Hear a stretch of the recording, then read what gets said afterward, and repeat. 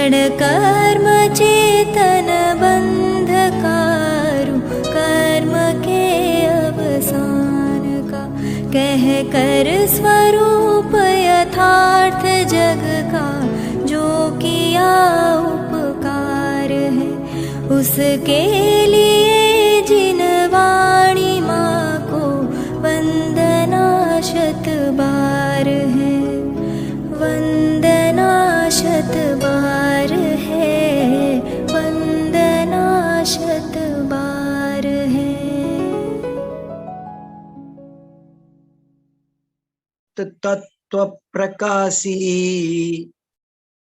यद्देह ज्योति सप्त जन्मावभासी, यज्ञान ज्योति सप्त भंगात्म भासी, ज्योति रूपः सोस्तु मे मोहनासी। जिनकी वाणी रूपी ज्योति सप्त तत्व का प्रकाश करने वाली है, जिनकी देह ज्योति सप्त जन्मों का अवभाषण करने वाली है, और जिनकी ज्ञान ज्योति सप्त भंगात्मक पदार्थों का प्रकाशन करने वाली है, ऐसे ज्योति रूप जिनेंद्र देव मेरे मोह नाश में निमित्त हों। सर्वोपयोगी श्लोक संग्रह का ये बहुत ही अच्छा, सरस, बहुत काव्यात्मक और बहुत अच्छा मंगलाचरण है, जिसकी चर्चा कल हमने थोड़ी विस्तार से कर ली थी, पर मुझे बहुत प्रिय है हुआ ये, इसलिए आज फिर से आपको यही मंगलाचरण सुनाया है। ज्योति, इस पर मैं आपका विशेष ध्यान चाहता हूं। ज्योति, दीपक, दर्पण, ये बहुत जगह आए हैं। बहुत दीपो परः त्वमसि नाथ जगत प्रकाशः, और ज्योति, दर्पण, दीपक आदि ऐसे शब्द ये केवल ज्ञान का स्वभाव बताते हैं, और न केवल ज्ञान का, बल्कि आत्मा का ही स्वरूप बताने वाले बहुत ही सार्वजनिक प्रतीक हैं। इसलिए, और सप्त, सप्त का तो बहुत अच्छा अलंकार बनाया ही है। तत्व 7 है, भामंडल में झलकने वाले भव 7 हैं, वस्तु स्वरूप को कथन करने के भंग 7 हैं, और मोह नाश में निमित्त का ये भी एक बहुत ही अच्छा रूपक बनाया है। इसलिए ये मंगलाचरण मैंने आज फिर किया। हम सब आप्त मीमांसा आचार्य समंत भद्र स्वामी द्वारा रचित इसका तृतीय परिच्छेद का स्वाध्याय अब कर रहे हैं। प्रथम परिच्छेद में भावैकांत और अभावैकांत का की समीक्षा थी। द्वितीय परिच्छेद में अद्वैत एकांत और द्वैत एकांत की समीक्षा थी, और अब तीसरे परिच्छेद में जो 37वीं कारिका से प्रारंभ हुआ है, इसमें नित्य एकांत और अनित्य एकांत की समीक्षा है। बहुत से लोग सांख्य आदि ऐसा मानते हैं कि तत्व सर्वथा नित्य है, तो वो कैसा मानते हैं, क्या कहते हैं, और वो बात क्यों सिद्ध नहीं होती है, इसकी चर्चा हमने कल प्रारंभ की है। बहुत ही महत्वपूर्ण प्रकरण है नित्य एकांतवाद। नित्य एकांत सर्वथा नित्य है, सब सर्वथा नित्य है। उसमें अनित्यता जरा भी किसी भी रूप में नहीं है। ये बात नित्य एकांत वाले कहते हैं। और वो बात क्यों मिथ्या है, बहुत गहरी चर्चा हुई, कितनी सारी बातें हमने की। आचार्य पूज्यपाद स्वामी ने एक व्याकरण का ग्रंथ लिखा है, जैनेन्द्र प्रक्रिया। उसमें उन्होंने पहला सूत्र लिखा, सिद्धिर अनेकांतात। बहुत बड़ा सूत्र है, बहुत क्रांतिकारी है। मानो एक ही सूत्र में सब कुछ कह दिया। सिद्धिर अनेकांतात, किसी भी बात की सिद्धि अनेकांत से ही होगी और कोई विकल्प नहीं है। ये बहुत बड़ा बॉम्ब जैसा है। ये सारे एकांतवाद के पर्वत चकनाचूर हो जाए ऐसा ये छोटा सा सूत्र है, सिद्धिर अनेकांतात। कल हमने बहुत विस्तार से चर्चा की कि तुम जो कुछ कहना चाहते हो उसे भी अनेकांतवाद के बिना सिद्ध नहीं किया जा सकता। जो कहना चाह रहे हो, चाहे तुम शून्य ही कहना चाह रहे हो, चाहे तुम उच्छेद ही करना चाहते हो तत्व का, लेकिन अनेकांतवाद के बिना तुम अपने इष्ट को भी स्थापित नहीं कर सकते हो। ये कितनी महत्वपूर्ण बात थी। स्यादवाद की शरण लिए बिना तो कोई बात प्रारंभ ही नहीं होती, ऐसा लगता है। तो इसलिए ये एक बहुत जरूरी विषय है, इसको शांति से गंभीरता से समझना जरूरी है। ये कल्याणकारी है, ये पक्षपात से उबार कर सत्य का दर्शन कराने वाली अमोघ विद्या है। स्यादवाद पूर्ण सत्य का दर्शन कराने वाली अमोघ विद्या है, अद्भुत विद्या है। स्यादवाद के बिना सत्यांश को देख करके पूर्ण सत्य समझने का भ्रम होता है, मिथ्यात्व उत्पन्न होता है।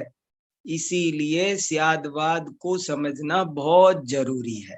हमने नित्य एकांत में क्या क्या पढ़ा उसे एक बार रिवीजन करते हुए हम आगे बढ़ते हैं। बहुत अच्छा प्रकरण था, इसलिए वो तीनों कारिकाएं जो हमने कल पढ़ी थी उनको एक बार बहुत संक्षेप में दोहरा लेते हैं और फिर आगे बढ़ेंगे।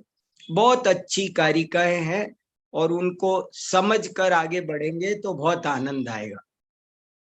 नित्यत्वैकांत पक्षेपि विक्रिया नोपपद्यते, प्रागेव कारका भाव क्व प्रमाणम क्व तत्फलम। कितनी सुंदर अमृत समान कारिका है, अमृत समान। अनंत उपकार आचार्य समंत भद्र स्वामी का है। कितनी गहरी, कितनी सुंदर, कितनी महत्वपूर्ण बात वे कर रहे हैं कि यदि नित्यत्व एकांत का पक्ष लिया जाए तो कोई भी विक्रिया घटित नहीं होती है। यहाँ विक्रिया शब्द का क्या अर्थ है? विशेष क्रिया विक्रिया। न उपपद्यते, नहीं घटित होती है, नहीं सिद्ध होती है, नहीं स्थापित होती है। विशेष क्रिया, क्रिया माने क्या? ये सब चीजें थोड़ी थोड़ी आनी चाहिए तभी हमको समझ में आएगा। क्रिया, क्रिया माने क्या होता है? क्रिया दो प्रकार की होती है, एक उत्पत्ति रूप क्रिया, एक ज्ञप्ति रूप क्रिया। उत्पत्ति रूप क्रिया पुनः दो प्रकार की होती है, एक परिणमन रूप क्रिया, एक परिस्पंदन रूप क्रिया। एक स्थान से दूसरे स्थान पर जाना वो परिस्पंदन है, और गुणों में परिणमन होना वो परिणमन रूप क्रिया है। और जानना, जानने में आना, ये ज्ञप्ति रूप क्रिया है। तो यदि तत्व सर्वथा नित्य है, सर्वथा नित्य, नित्य माने कूटस्थ, नित्य माने अपरिणामी, ध्रुव, यदि वो तत्व नित्य है ऐसा पक्ष लिया जाए तो किसी भी प्रकार की क्रिया सिद्ध नहीं होती है। प्रागेव कारका भाव, कारकों का, कारक माने कर्ता, कर्म, करण, संप्रदान, अपादान, अधिकरण, ये कारक, सट कारक, सट कारकों का पहले ही अभाव सिद्ध हो गया। जब आपने नित्य मान लिया तो कर्ता कर्म बने ही नहीं। जब नित्य ही है तो उसकी उत्पत्ति नहीं है, उसका नाश नहीं है, तो वो किससे बनेगा, किसको बनाएगा, किसके लिए बनाएगा, किस में से बनाएगा, ऐसे समस्त कारकों का अभाव पहले ही बन गया नित्य एकांत में। कारक तो वैसे ही खत्म हो गए, उत्पत्ति रूप क्रिया तो वैसे ही खत्म हो गई, और ज्ञप्ति रूप क्रिया भी नहीं बन सकती। क्व प्रमाणम क्व तत्फलम, प्रमाण भी नहीं बनेगा, ज्ञान भी नहीं बनेगा। ज्ञान करना, ज्ञप्ति, ये ज्ञान ज्ञप्ति ये रूप क्रिया भी नित्य एकांत में बनती नहीं है। मैंने इसको जाना, इसका मतलब है कि पहले नहीं जाना था। तो ज्ञान, जो मेरी अभी ज्ञप्ति रूप क्रिया हुई, मैंने इस पेन को जाना, तो इस पेन को जाना इसका मतलब है कि इस पेन को मैंने पहले नहीं जाना था। तो पहले नहीं जाना, अभी जाना, ये अनित्यता का प्रसंग आ गया। और यदि नित्य मानेंगे तो ज्ञान अभी हुआ, ज्ञान का फल अभी प्राप्त हुआ, अज्ञान की निवृत्ति हुई, सुख हुआ, दुख हुआ, मैंने वस्तु का त्याग किया, मैंने ग्रहण किया, ये जो प्रमाण का फल है ये भी कुछ सिद्ध नहीं होता है नित्य एकांत को स्वीकार करने पर। अगली कारिका थी प्रमाणकार कैर्व्यक्तम, व्यक्तम चेदिंद्रियार्थवत् ते च नित्ये विकार्ये किम साधोस्ते शासनात् बहि।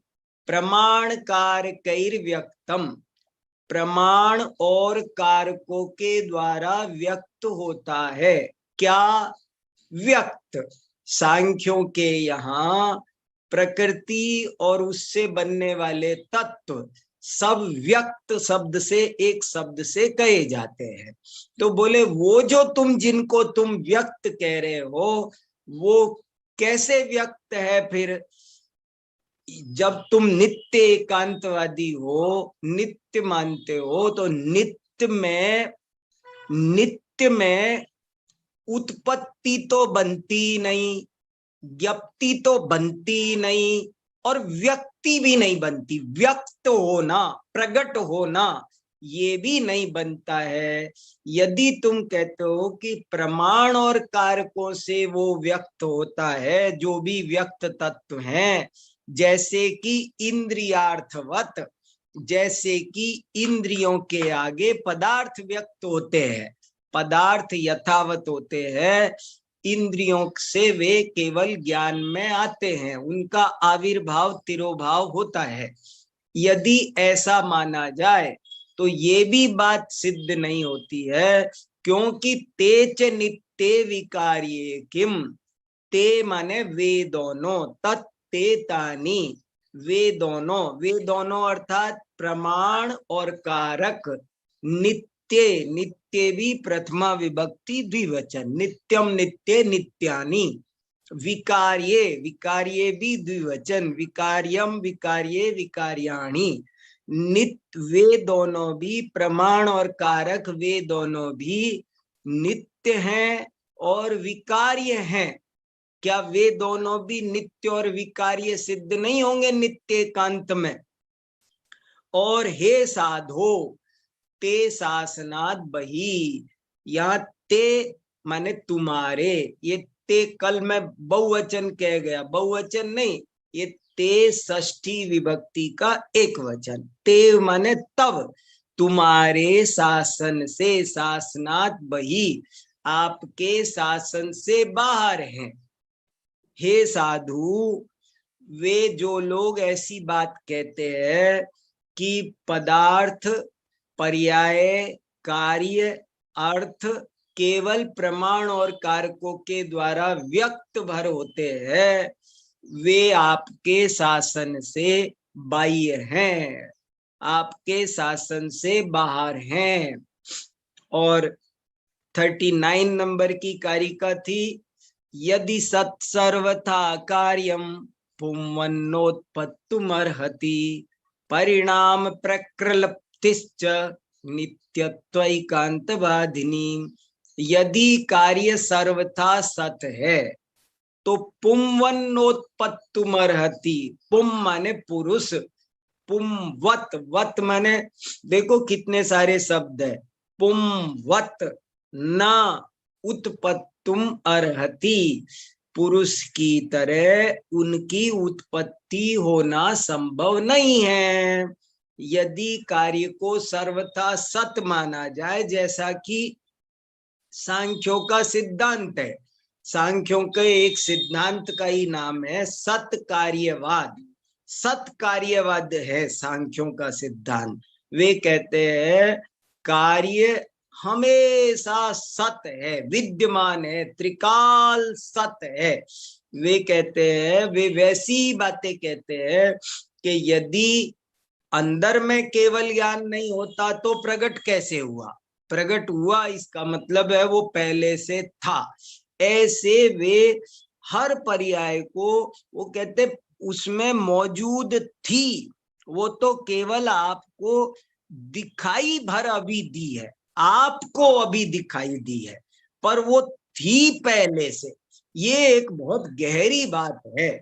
वे कहते हैं कि वो पहले से थी, पर्याय द्रव्य में पहले से मौजूद हैं, विद्यमान हैं, वे तो केवल व्यक्त होती हैं प्रमाण कारकों के द्वारा। देखो कितनी गहरी बात है। वो उसको सदाकाल विद्यमान मान रहा है।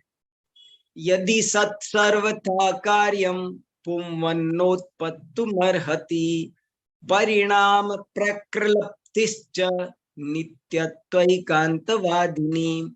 और परिणाम की प्रकृलप्ति, प्रकृलप्ति माने परिकल्पना, प्रमाण की परिकल्पना, परिणाम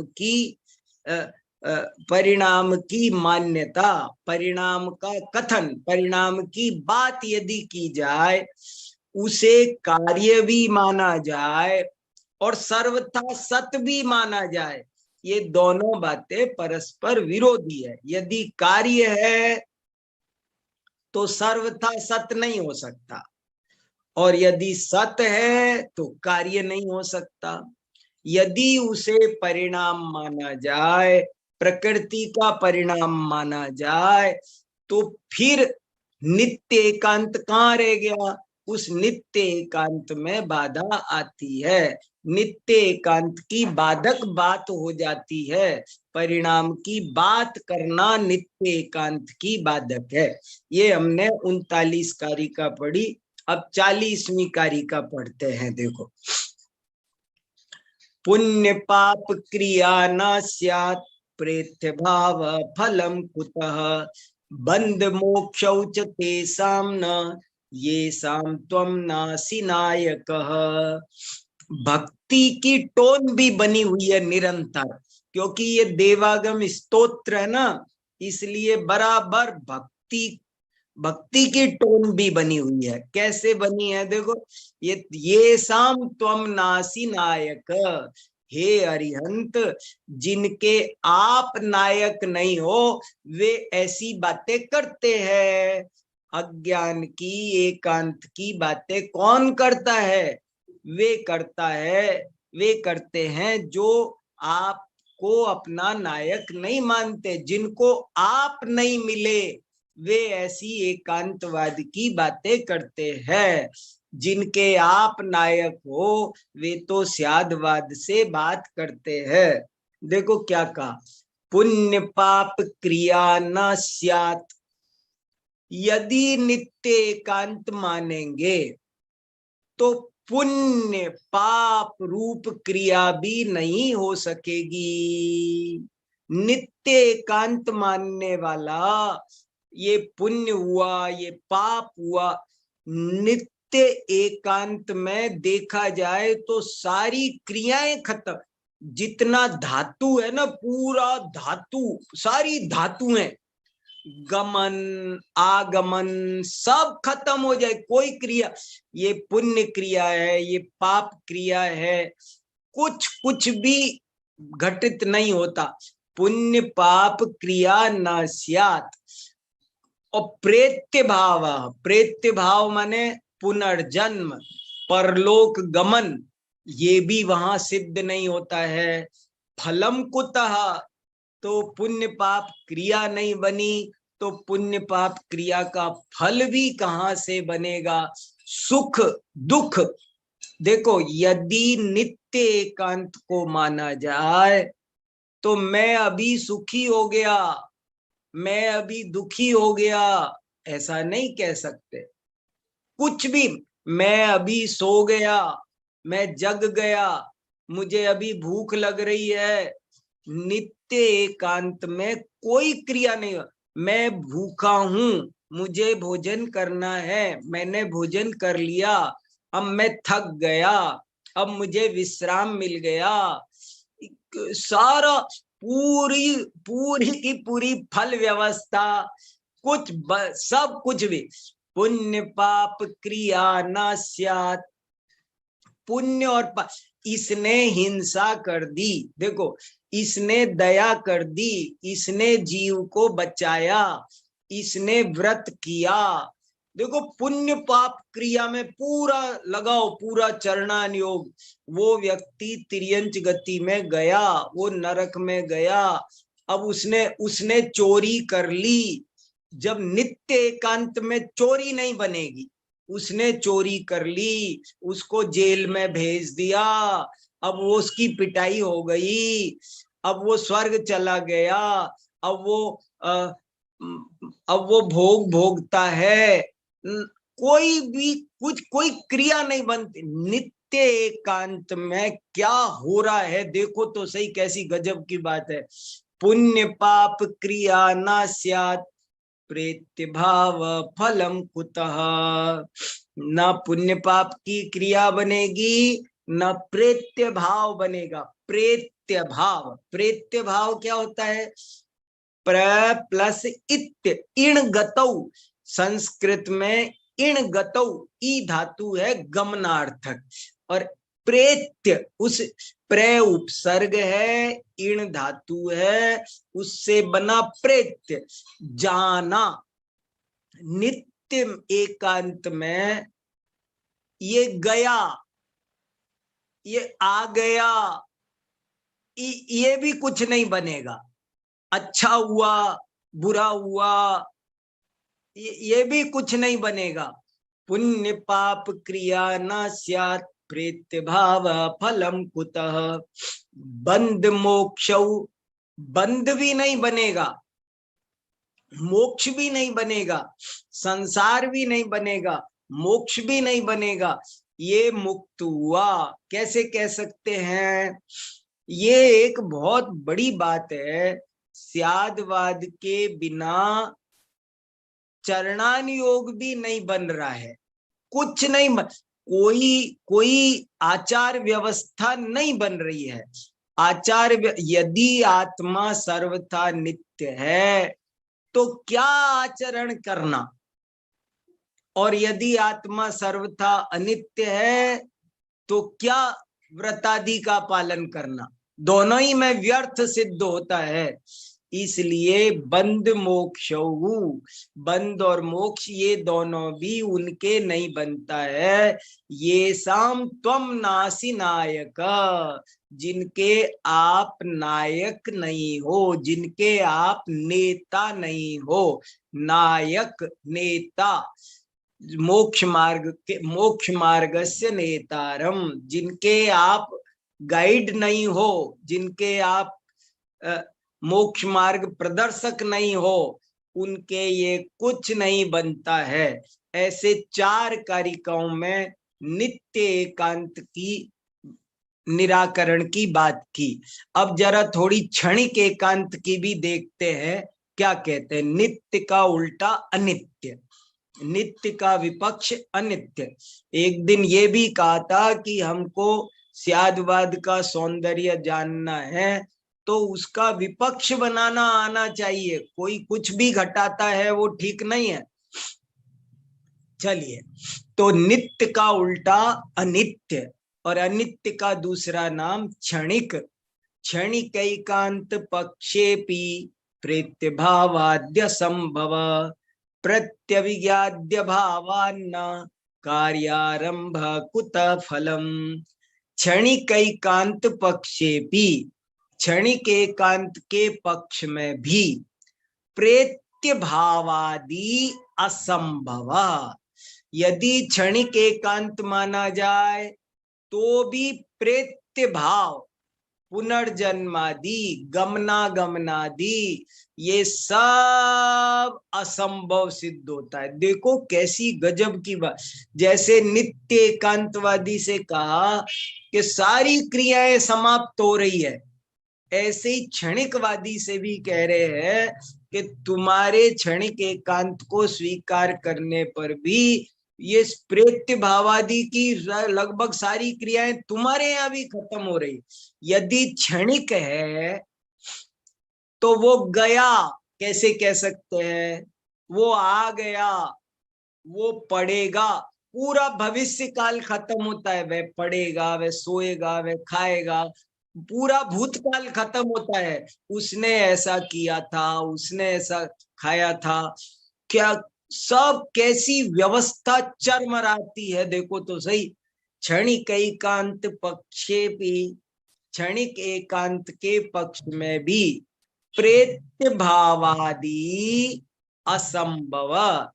प्रेत्य भावादि इकार का यह हो गया, प्रेत्य यण संधि हो गई, इको यणची। प्रेत्य भावादि असंभव, प्रेत्य भावादि असंभव, वे बिल्कुल बनते नहीं है, इम्पॉसिबल, वे घटित नहीं होते हैं। क्षणिक एकांत का पक्ष लेने पर भी प्रेत्य भावादि नहीं हो सकते हैं। भव माने होना, समभव ठीक से होना, असंभव ठीक से नहीं होना। प्रत्यविज्ञादि अभावान्न, प्रत्यविज्ञान आदि का भी अभाव हो जाएगा।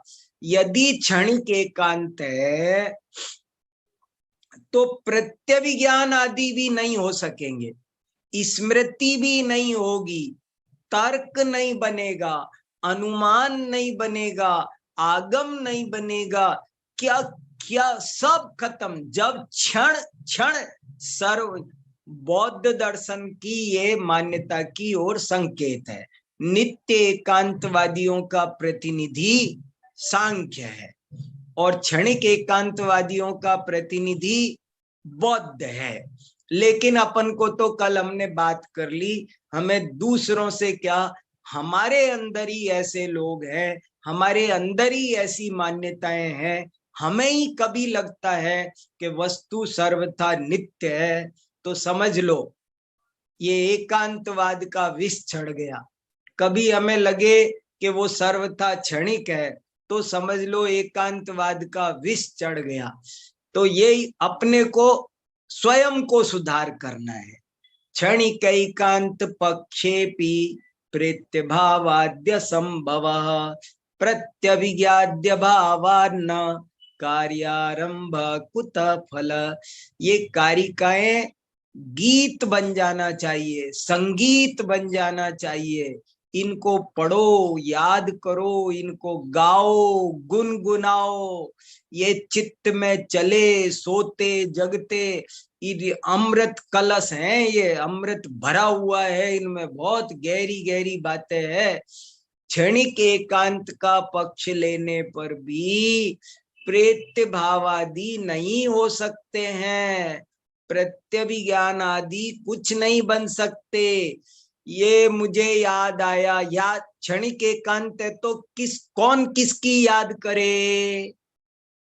प्रत्यभिज्ञान माने ये वही है, पूर्व प्रत्यक्ष और वर्तमान प्रत्यक्ष के तुलनात्मक ज्ञान को प्रत्यभिज्ञान कहते हैं। और वो कैसे बनेगा? जब क्षण भंगवाद है, मैंने कल पढ़ाया था, यदि क्षण भंगवाद हमने कल ऐसा पढ़ा था, कल हमने 2-3 कारिकाएं पढ़ी थी, ये कैसे कह सकते हैं? प्रत्यभिज्ञान कहाँ हो सकता है? हो ही नहीं सकता। तो क्षणिक एकांत का पक्ष लिया जाए तो देखो मैं बहुत उदाहरण दे सकता हूँ, एक ही कारिका पर हम चाहे तो एक एक कारिका एक एक कक्षा में कर सकते हैं, लेकिन हफ्ते में बैठते हैं 2 दिन तो सोचते हैं तो 2-4 कारिकाएं हो जाए अच्छे से। देखो बहुत इनको थोड़ा विस्तार करके, उदाहरण लगा लगा करके, आप इसका तरीका ये है कि आप एक दिन ऐसा मान करके शुरू करो, एक दिन ऐसा बिताओ कि मैं आज क्षणिक एकांतवादी हूं, ऐसा सुबह उठ के करो। देखो एक दिन ऐसा बिता के बता दो कि जैसे मैं क्षणिक एकांतवादी हूं। एक दिन ऐसा बिता के बता दो कि मैं नित्य एकांतवादी हूं, सब पता चल जाएगा। 1 घंटा नहीं बिता पाओगे, 1 मिनट नहीं बिता पाओगे। मैंने पिछली बार मंगलाचरण किया था ना सन्मति सूत्र का, जिसके बिना लोक व्यवहार भी एक पल को नहीं चल सकता, मैं उस अनेकांतवाद को नमस्कार करता हूं। लोक यात्रा भी नहीं चलती, लोक यात्रा भी नहीं चलती। कितनी बड़ी बात है, कुछ नहीं हो सकता, गजब की बात है। मैंने चश्मा लगाया, मैंने चश्मा हटाया, ये मेरा रुमाल है, मैंने इसे धोया, प्रेस किया, कैसे बोल सकते हो? क्षणिक एकांत पक्ष में क्या बोला जाएगा बताओ तो सही। अरे मैंने अभी देखा, मैंने देखो कोई ज्ञप्ति क्रिया भी नहीं बनेगी। मैंने उसको देखा, मैंने उसको सूंघा, मैंने ये भी नहीं बनेगा। सिद्धि अनेकांतात, कोई भी बात सिद्ध करनी हो तो अनेकांतवाद का आलंबन आवश्यक है, उसके बिना तो कुछ भी नहीं बनता है। क्षणिक एकांत पक्षेपि प्रेत्यभावाद्य संभव प्रत्यभिज्ञाद्य भावान्न कार्यारंभ कुतः फलम। इन कारिकाओं को गाने से इनका उच्चारण, संस्कृत भी ठीक होती है, उच्चारण भी निर्दोष आना चाहिए। बहुत से लोग इनका उच्चारण भी निर्दोष नहीं कर सकते, इनका उच्चारण निर्दोष करना ही बड़ी बात है, फिर इनके अर्थ लगाना, ये ज्ञान की पराकाष्ठा है। आप्त मीमांसा, तो आप्त मीमांसा माने ज्ञान की पराकाष्ठा, इससे ऊंचा कोई ज्ञान नहीं है। जैसे लोक में प्राइमरी के बाद सेकेंडरी है, सेकेंडरी के बाद हायर सेकेंडरी है, हायर सेकेंडरी के बाद बीए होता है, बीए के बाद एमए होता है, एमए के बाद पीएचडी होती है, पीएचडी के बाद डिलीट होती है, और उसके बाद कुछ नहीं, खत्म है। ऐसे ही ये आप्त मीमांसा वो ज्ञान की पराकाष्ठा है।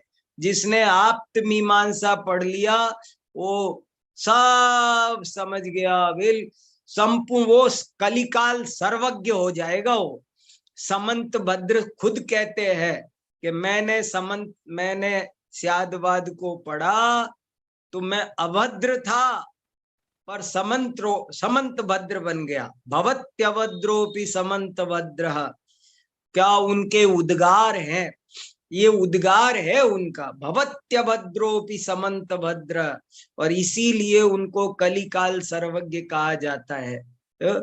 प्रत्यभिज्ञान आदि कुछ नहीं बनता, सबका अभाव हो जाता है।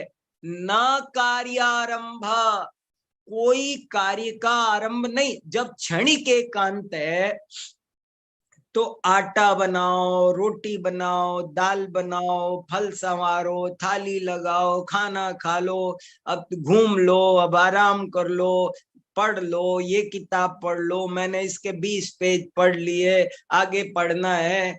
कुछ नहीं बनता है। न कार्यारंभ, अरे कोई कार्य आरंभ नहीं हो सकता।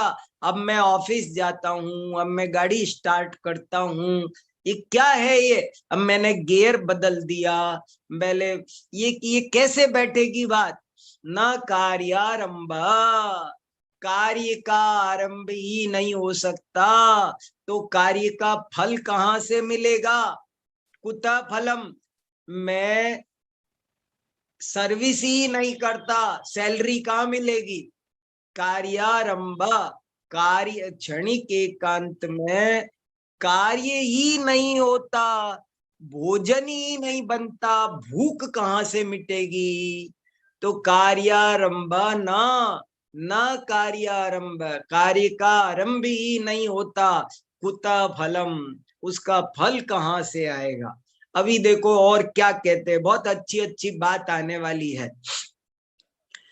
अगली कारिका 42, यद्यसत् सर्वथा कार्यम तन्माजनि खपुष्पवत् मोपादान नियामो भूत मा श्वास कार्य जन्मनि। ये कारिका भी बहुत बढ़िया है। देखो क्या कहते हैं, अर्थ लगाओ। ये कारिकाओं के अर्थ पढ़ने के बाद तो ये कारिकाएं बिल्कुल क्लियर हो जानी चाहिए। कारिका पढ़ते ही अर्थ भाषित होना चाहिए, तब फायदा है।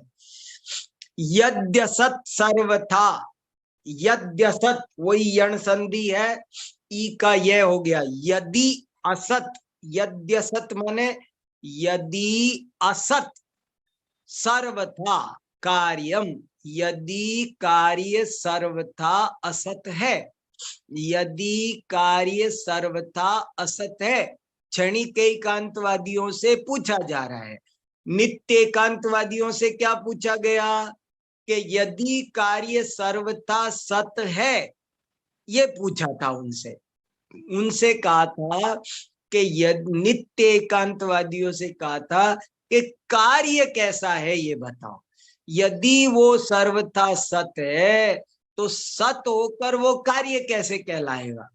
और यहाँ कह रहे हैं कि हे क्षणिक एकांतवादी, कार्य सर्वथा असत है क्या। यदि असत, यदि कार्य को सर्वथा असत माना जाए, तन तो मां नहीं जनी होगा, उत्पन्न होगा। जनि प्रादुर्भावे, जन धातु है, जनयति, जनक, जननी इत्यादि शब्द बनते हैं। जनी होगा, मां माने मत, नहीं, नहीं होगा। खपुष्पवत, खपुष्प, ख माने आकाश, खपुष्प, खपुष्प माने आकाश का फूल, गगन कुसुम। ख माने आकाश, खग, खग माने पक्षी, खे गच्छतीति खगः, खेचर, खेचरन्तीति खेचरः विद्याधरः। ऐसे ही खपुष्पवत, आकाश के फूल की तरह कार्य हो जाएगा। यदि कार्य सर्वथा असत है तो वो कभी होगा ही नहीं, वो तो आकाश का फूल हो जाएगा। और मोपादान नियामो भूत, मोपादान, मोपादान माने मां प्लस उपादान, गुण संधि हो गई। मां माने नहीं, उपादान नियामो, उपादान का नियम भी कुछ नहीं बनेगा, उपादान का नियम भी कुछ नहीं बनेगा। मां श्वास, मां माने नहीं, आश्वास, आश्वासन, विश्वास, कार्य जन्मनी, कार्य के जन्म लेने में कोई विश्वास नाम की चीज नहीं बचेगी। देखो क्या कहा, बहुत बढ़िया कार्य का है, समझते थोड़ा सा, बहुत बढ़िया है। यदि कार्य सर्वथा असत माना जाए, क्षणिक एकांत में कार्य नहीं बनता है तो असत बनेगा, और जब कार्य असत बनेगा तो वो तो आकाश के फूल की तरह हो जाएगा, कभी होगा ही नहीं। एक बात, यदि होगा भी तो उपादान का नियम कुछ नहीं बनेगा। क्षणिक एकांत में कारण कार्य व्यवस्था नहीं बनेगी। ये इसका गेहूं बोने से गेहूं ही पैदा होगा, ये नियम कैसे बनेगा? एक किसान को कैसे भरोसा होगा कि मैं चावल बो रहा हूं तो मेरी खेती में चावल पैदा होगा, बाजरा बो रहा हूं तो बाजरा पैदा होगा, चना बो रहा हूं तो चना पैदा। एक कारण कार्य व्यवस्था जो है, उपादान, मिट्टी का घड़ा बनाए और सोने का बन जाएगा, क्योंकि सब भिन्न भिन्न है। क्षणिक एक मिट्टी नष्ट हो, माने मिट्टी से घड़ा बनेगा, स्वर्ण कलश नहीं, ये नियम कैसे बैठेगा? एक जीव, जीव में ही अर्यंत आदि पर्याय होंगी, स्टेबल में नहीं होगी, ऐसा नियम कैसे बनेगा? उपादान निमित्त, उपादान व्यवस्था के जैसा उपादान होता है वैसा कार्य होता है। ये देखो मोपा, कितनी बढ़िया बात है। यदि क्षणिक एकांत में को माना जाए तो पहली बात, कार्य ही नहीं बनेगा। दूसरी बात, यदि जैसे तैसे बनाना चाहो तो उपादान का नियम तो बिल्कुल नहीं बनेगा। किस से, इससे ये ही होगा, इस चीज का ये ही बनेगा। ये कैसे नियम बनेगा? हम मिट्टी से कोई चीज बना रहे हैं, तो मिट्टी से बना रहे हैं तो लोहे की बन जाएगी, सोने की बन जाएगी, पीतल की बन जाएगी। जिस चीज जो उपादान सामग्री है, उपादानगत सामग्री, तदनुसार कार्य का नियम जो लोक में दृष्टिगोचर है, दिखाई देता है, जो वो घटित नहीं होगा। उपादान नियमो माभूत, उपादान का नियम नहीं बन सकेगा। मां श्वास है, मां, ये भून मां श्वास है, क्या है? मां भूत, मां अलग है, आश्वास, उसका कोई आश्वासन नहीं बचेगा। देखो जगत में जो एक विश्वास नाम की चीज है, जो एक व्यवस्था नाम की चीज है, कारण कार्य व्यवस्था जिस पर लोक का सारा व्यवहार चलता है, वो लोक व्यवहार सब चरमरा जाएगा, कोई विश्वास नहीं बचेगा। आम का पेड़ लगा रहे हैं और आक बन जाए, आक का लगाएं आम आ जाए, हमने अमरूद लगाया आम आ जाए, हमने घिया लगाई और तोरई निकल आए, ऐसा नहीं होगा। भूत माने होगा, मां भूत होगा, ऐसा होगा। भू धातु होने के अर्थ में है मां भूत, ये मां स्यात नहीं होगा, मां भूत स्यात जैसा ही शब्द है, विधि लिंग, मां भूत विधि लिंग लकार का प्रयोग है, प्रथमा विभक्ति एक वचन, मां भूत, भूयात भी होता है इसका दूसरा रूप।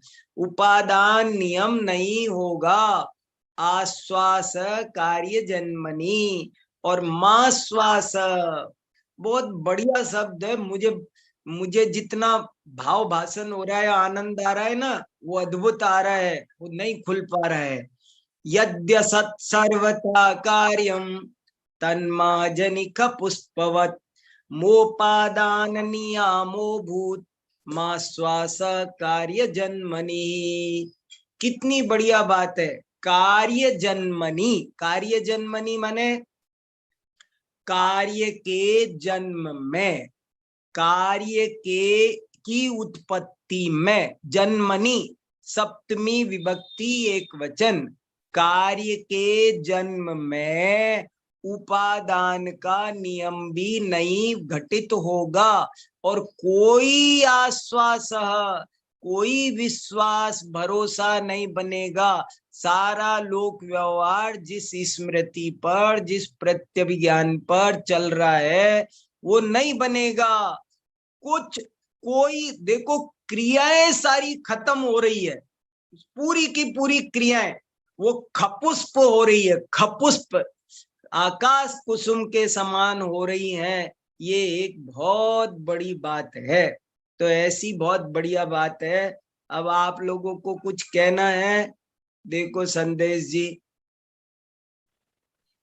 जी, अभी हमने नित्य एकांत को पढ़ते हुए फिर अनित्य एकांत की समीक्षा आचार्य के माध्यम से देखी।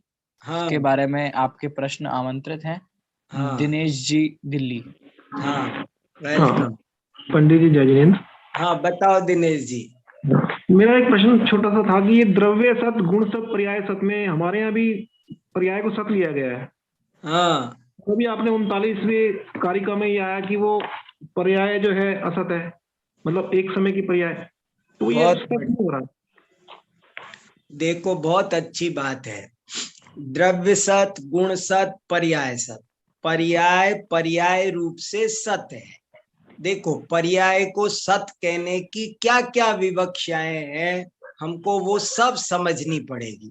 पर्याय एक समय की है, इसलिए वर्तमान काल की अपेक्षा ही उसे सत कहा। भूत भविष्य की अपेक्षा उसे सत नहीं कहते। जब कहते हैं तब उसका क्या अर्थ होता है? पर्याय को त्रिकाल सत भी लिखा हुआ आपको मिलेगा, लेकिन वो कैसे मिलेगा कि यदि वो पर्याय भूतकाल में भी सत मानी गई है तो वो शक्ति अपेक्षा मानी गई है। अगर उसे भविष्य की अपेक्षा भी सत माना है तो वो उसकी योग्यता की अपेक्षा सत माना है। वो होगी लेकिन है ऐसा नहीं माना है। ये बहुत गहरी बात है, और बहुत हमने कल इस बात पर चर्चा की थी अच्छे से। और मुझे भाई साहब अभय जी ने भी कहा, हमारी विमला बहन जी ने भी कहा, और ये बहुत इंपॉर्टेंट बात है। पर्याय सत है। पर्याय सत है माने क्या? भूतकाल की पर्याय शक्ति अपेक्षा सत है। पर्याय पर्याय रूप से सत नहीं है, वो प्रकट नहीं है, वो मौजूद द्रव्य में केवल ज्ञान मौजूद नहीं है। भविष्य की पर्याय योग्यता रूप से सत कही जाती है। यही तो फर्क पड़ रहा है स्यादवाद में और एकांतवाद में, यही फर्क पड़ रहा है। एकांतवाद में उनको सर्वथा सत माना जा रहा है। और एक पॉइंट और हमको बहुत अच्छी तरह समझना बाकी है। मुझे बहुत मेहनत हुई है, मैंने बड़ी मुश्किल से बहुत दिन में जाके समझ पाया हूं। अस्ति और नास्ति दोनों अविनाभावी हैं। ये एक बहुत गजब की बात है, मैं बहुत दिन तक मेरे समझ में नहीं आया। अस्ति और नास्ति शून्य अशून्य का अविनाभावी है। शून्य तभी सिद्ध होगा जब अशून्य सिद्ध होगा, अशून्य तभी सिद्ध होगा जब शून्य सिद्ध होगा, अस्ति तभी सिद्ध होगी जब नास्ति सिद्ध होगी। अरे बहुत सिंपल सी बात है। हमने कहा ये दिन है, तो दिन है, इसमें से ये बात निकलती है कि रात नहीं है। हमने कहा स्त्री है, यह स्त्री है, इसमें से ये निकलता है कि ये पुरुष नहीं है। कितनी अस्ति तभी बनेगी, नास्ति के बिना अस्ति नहीं बनेगी। अस्ति के बिना नास्ति नहीं बनेगी, शून्य के बिना अशून्य नहीं बनेगा, नित्य के बिना अनित्य नहीं बनेगा, सत के बिना असत नहीं बनेगा, असत के बिना सत नहीं बनेगा। तो वो द्रव्य सत पर्याय को सत मान, अपेक्षा, जिस अपेक्षा जो बात कही है उसे सापेक्ष मानो तो सत्य है, निरपेक्ष मानो तो मिथ्या है। इतनी सी बात है। सापेक्ष कथन सत्य है, निरपेक्ष कथन असत्य है, इतनी बात चल रही है। पर उसे वैसा ही सत्य मान ले जैसा नित्य एकांतवादी मान रहा है कि वो तो त्रिकाल। अब जैसे अपन कहते हैं ये बाल सिर में से निकल रहे हैं कि कहाँ से निकल रहे हैं, ये बाल सिर में से ही निकल रहे हैं, ये नाखून यहाँ उंगली में से ही निकल रहे हैं, लेकिन अंदर है क्या? काट के देखो, ये बाल सिर के अंदर भरे हैं क्या? छील के देखें, नहीं है। ऐसे हमको दोनों बातें सत असत मानना जरूरी है, तभी वो सत बनेगा।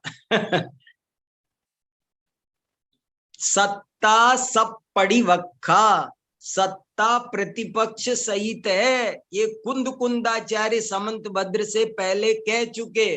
सत्ता सब परिवक्खा, सत्ता सब प्रतिपक्ष है, सत्ता असत्ता के साथ ही रहती है। आप्त मीमांसा ज्ञान की पराकाष्ठा है। उज्ज्वला जी सुन रही हैं दुबई से, देखो, वेरी गुड, बहुत अच्छा, बहुत बढ़िया। हाँ बताओ शिल्पा जी। हाँ कौन बोल? हाँ शिल्पा जी बोलिए। मेरा ये प्रश्न था कि कल आपने बताया था कि वस्तु दो पक्षों से मिलकर बनी है, नित्य अनित्यात्मक, है ना? हाँ, और आपने इसे बताया था कि एक भी पक्ष को कमजोर करना अनेक एकांतवाद है। तो जब भी आत्म कल्याण की दृष्टि करेंगे तो उसमें ऐसा अगर द्रव्य दृष्टि जिन्हें, तो उस समय तो हमें नित्य पक्ष को मुख्य करना ही होगा ना। अरे ऐसे कैसे करना होगा बहन जी, यही तो खास बात है। देखो, जब तक जीव को अनादि काल से एक तरफ का पक्ष है, अब जब उसे दूसरे पक्ष का ज्ञान कराया जाता है तो दूसरे का पक्ष आ जाता है। लेकिन उसे सत्य का दर्शन तब होता है जब वो दोनों पक्षों से अतिक्रांत हो जाता है। पक्षातिक्रांत को ही सत्य का दर्शन होता है। अनादि काल से हमें ऐसा लगता है, हमारी अनादि काल से पर्याय दृष्टि है, इसलिए शास्त्रों में द्रव्य दृष्टि कराई गई है। लेकिन द्रव्य दृष्टि वो भी एक पक्ष है। पक्षातिक्रांत होने पर सत्य का दर्शन होता है। प्रमाण का फल वीतरागता है। समय सार गाथा नंबर 6 का भावार्थ साफ साफ लिखा है, प्रमाण का फल वीतरागता है और नय का फल पक्षपात है।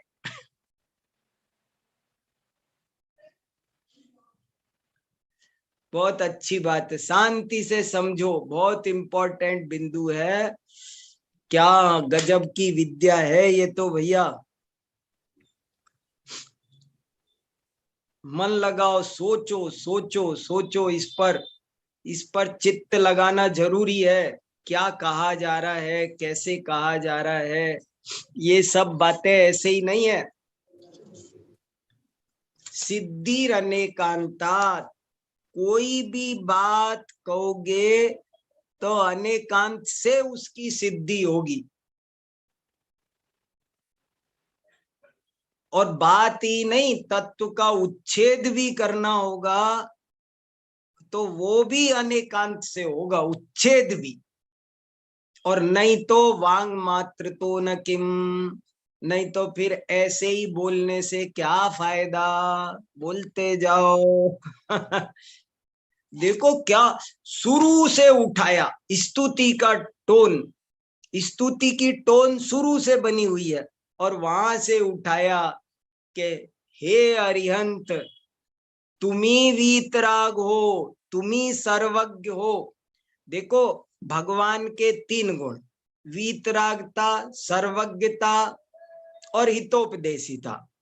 यद्यपि वीतरागता सर्वज्ञता ही आत्महित के मुख्य गुण हैं, उनकी सुख शांति, उनकी मुक्ति उनके वीतरागता और सर्वज्ञता पर डिपेंड कर रही है, लेकिन उनकी वीतरागता और सर्वज्ञता को सिद्ध करने के लिए हमारे पास हितोपदेशी हेतु जबरदस्त है।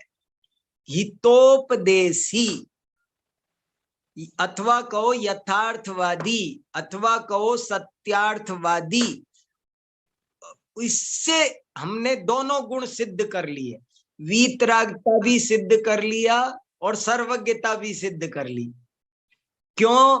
क्योंकि जो सत्यवादी होगा वही वीतराग सर्वज्ञ हो सकता है, और जो सत्यवादी नहीं होगा वो गारंटी से, जो झूठ बोलता है वो गारंटी से झूठ बोलने वाला व्यक्ति गारंटी से रागी द्वेषी होगा या अज्ञानी होगा, गारंटी से होगा। और फिर सत्यवादी कौन होता है, इसको भी उन्होंने क्या आविष्कार किया कि सत्यवादी वही हो सकता है जो स्यादवादी हो। स्यादवादी नहीं हो वो सत्यवादी नहीं हो सकता। अब ये सब चीजें जोड़ जोड़ के इन पर होमवर्क करने की जरूरत है। छोटे छोटे सूत्र है गणित के से, जो स्यादवादी ना हो, अब इस पर चिंतन करो, जो स्यादवादी ना हो क्या वह सत्यवादी हो सकता है? इस पर सोचो, खूब सोचो, सोच के बताओ। जो सत्यवादी होगा वो स्यादवादी ही होगा, स्यादवादी ही सत्यवादी हो सकता है, यथार्थवादी हो सकता है। जो स्यादवादी नहीं हो सकता वो सत्यवादी नहीं हो सकता, और जो सत्यवादी नहीं हो सकता वो वीतराग और सर्वज्ञ नहीं हो सकता। कैसे तीनों चीजों को समझा गया है। और किसी को कुछ कहना है?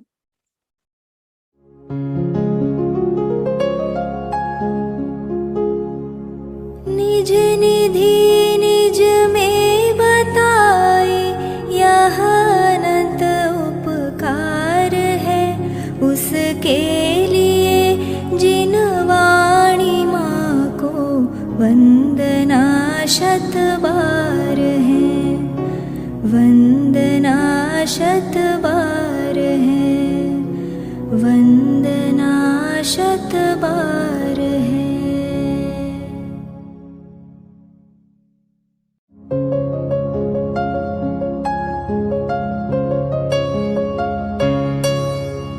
हे जिन वाणी भारती तो ही जपो दिन रैन, जो तेरी शरणा गहे सो पावे सुख चैन।